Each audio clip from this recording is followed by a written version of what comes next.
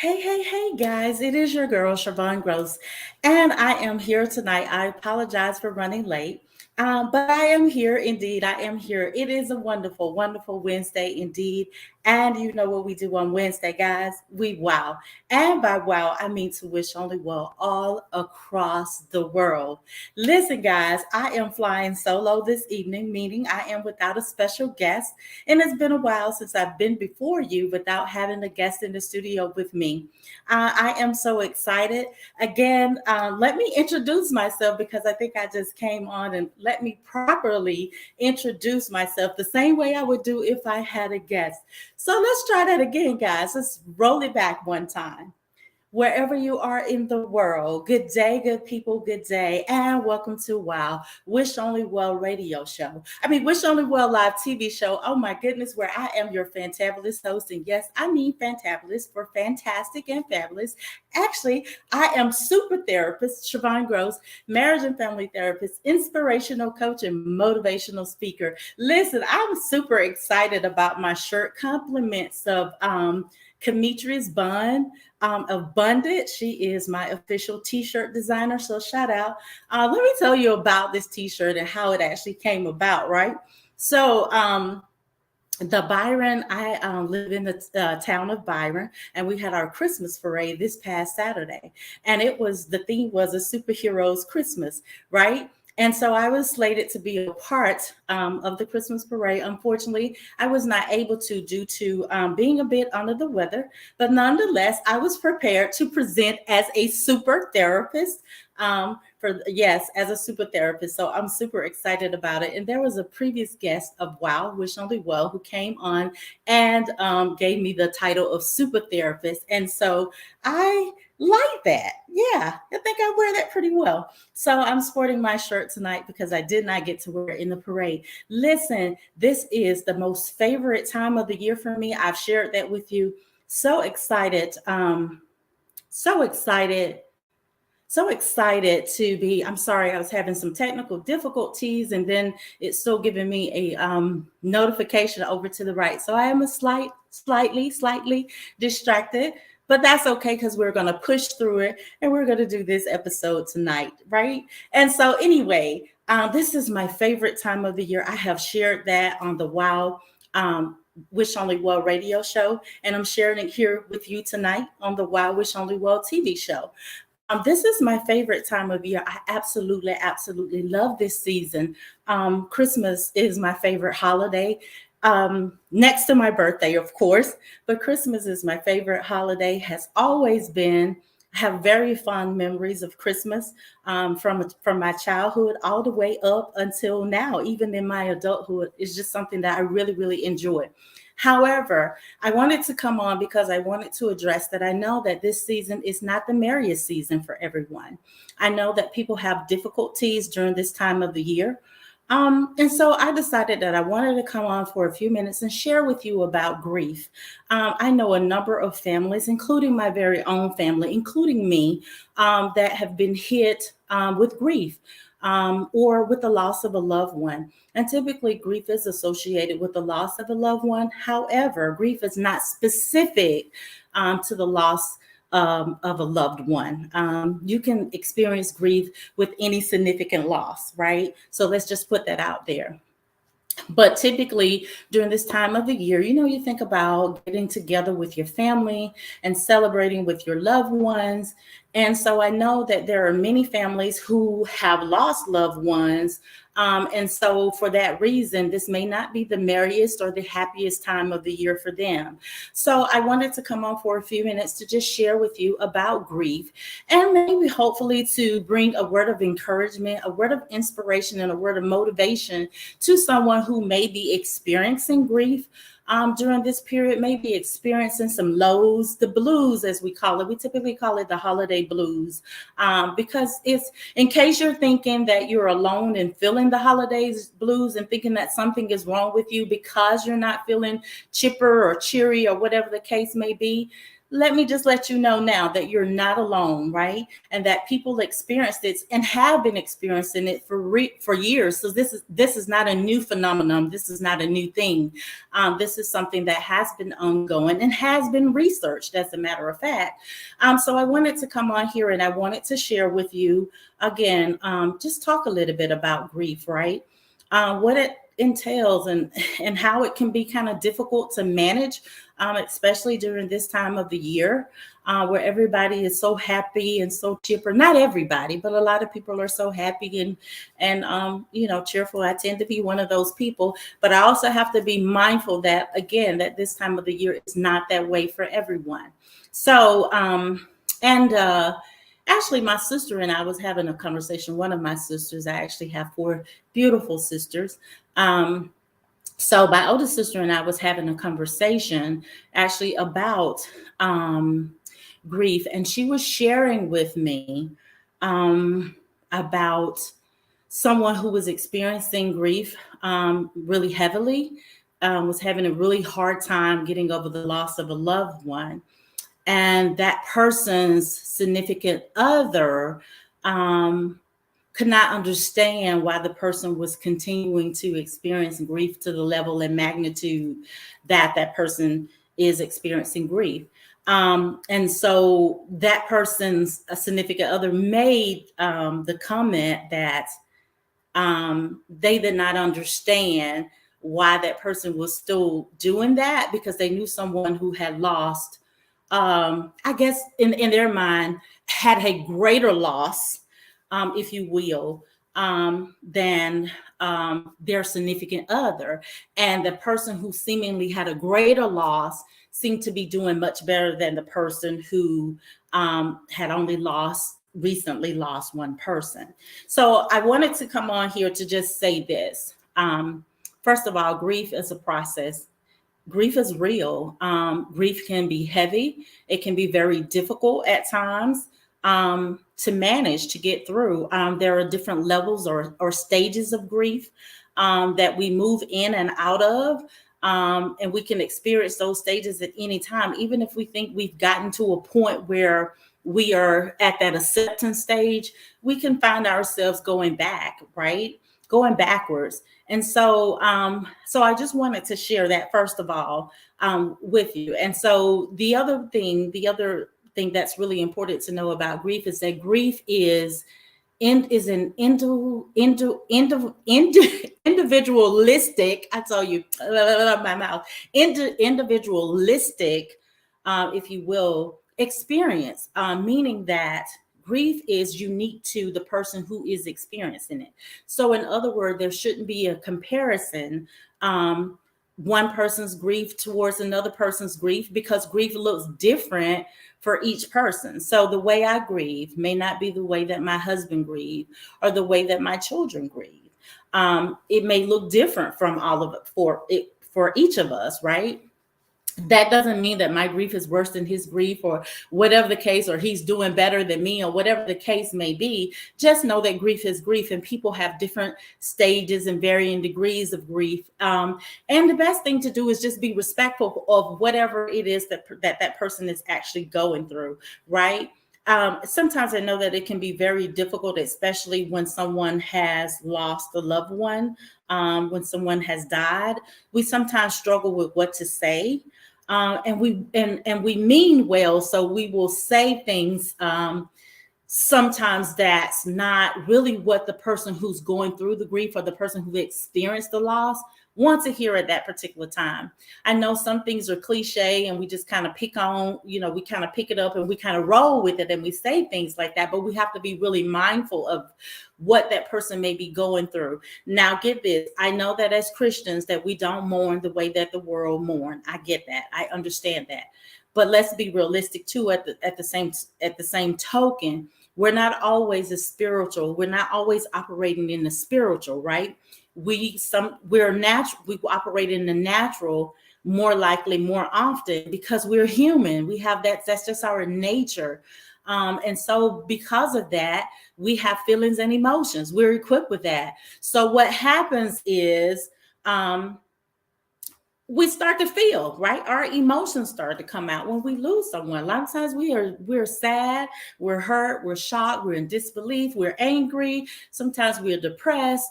We go through those stages. We experience those different things. And so as a result of that, sometimes when we or when we are going to comfort someone who has experienced a loss, we may say some things that doesn't sit very well with the person. That can be actually offensive. And even though we may mean well, if we don't know what to say during that time, as we approach someone, just be honest about it and say that. I don't really know what to say. Right now, I'm at a loss of words. But just know that I'm here for you if you feel like talking or if you need something, right? And at that very moment, the person who's experiencing the loss or the person who's experiencing grief may not know what it is that he or she needs at that particular moment. So if you have a suggestion of something that you may be able to do for them, such as cook a meal, prepare a meal, run some errands for them, ask specific questions about what it is that you can do rather than just an open-ended let me know if there's anything that I can do for you. Now, trust me, I've been guilty about doing that as well. But if we can be more specific about it, then it can help the person, because their mindset isn't really thinking about how it's not functioning how it normally functions, right? When you're under grief or when you're experiencing something of that magnitude. So if you can be, a little more specific about what it is that you're offering to the person so that they may be able to decide if that's something that they need. And maybe even if they don't need it at that moment, they may think about it later on, like, yeah, I can really use, SherVonne running to the store for me and being able to, or to pick up the kids from school, or maybe to drop off my laundry somewhere, to do something to help or kind of help tidy up the house, prepare the house for guests, or whatever they may actually need at that particular time. But just be mindful of what you say and how you say it, right, to the people, because we believe, and I know that, like I said, we're Christians and we don't grieve the way that the world grieves, because we believe in life after death. So we know that if we've lived righteously and our loved ones have lived righteously, that we will meet them again, right, in heaven. We all be together again. But I wanted to go back and just say that sometimes one of the things that we say sometimes is that, hey, well, at least your loved one is better off in heaven than here on this earth. But the person may not want to hear that at that particular time. They may not be willing to accept that, even though they may be a person who walk in faith. They may be a believer in Christ. It may be difficult for them to comprehend that or be accepting of that at that particular time, right? None of us want to imagine or even experience the loss of a loved one. We want to live. We know that we won't live forever, but we want to live as long as we possibly can. Especially if it's a healthy life, we want longevity.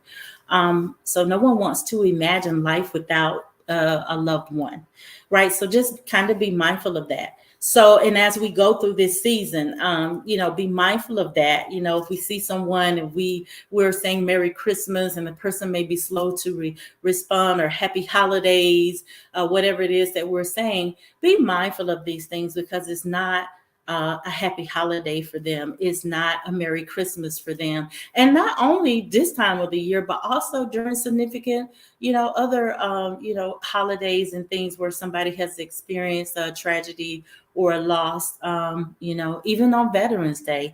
I've tried to be real careful about saying Happy Veterans Day, because it's not always a happy time for veterans, people who've served, or even for their family members who may have lost service members. So we have to be mindful of that, as we, go throughout the holiday seasons. Yeah. Yeah. So I just wanted to come on and share that with you. So be mindful of that. Yeah.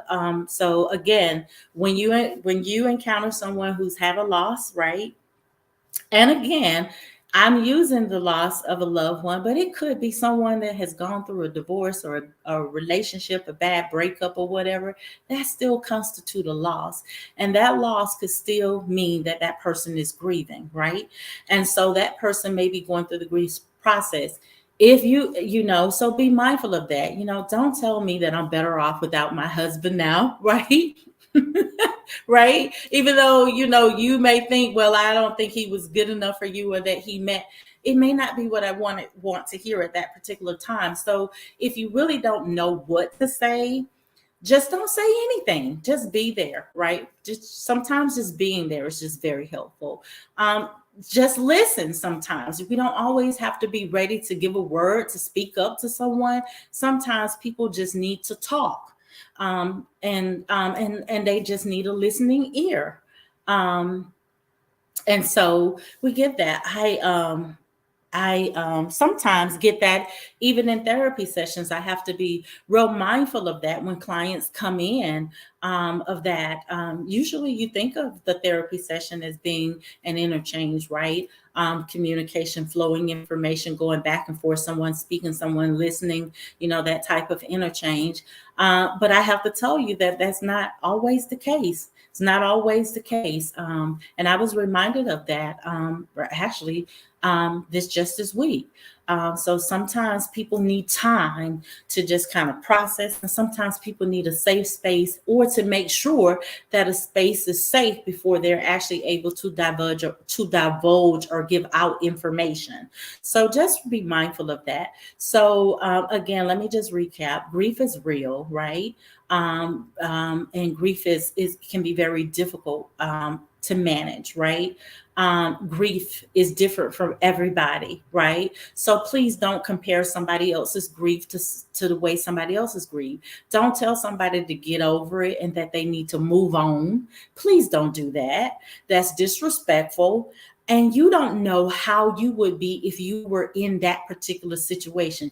And even if you say, well, I lost my mother or my brother and I didn't overact, I don't feel like I overreacted, or I reacted in the way that he or she is. I don't understand why he or she is continuing to mope and continuing to be sad and depressed, or continue to be angry, or not wanting to eat, or not wanting to go or be around people. Listen, people have a right to grieve the way that they need to grieve, right?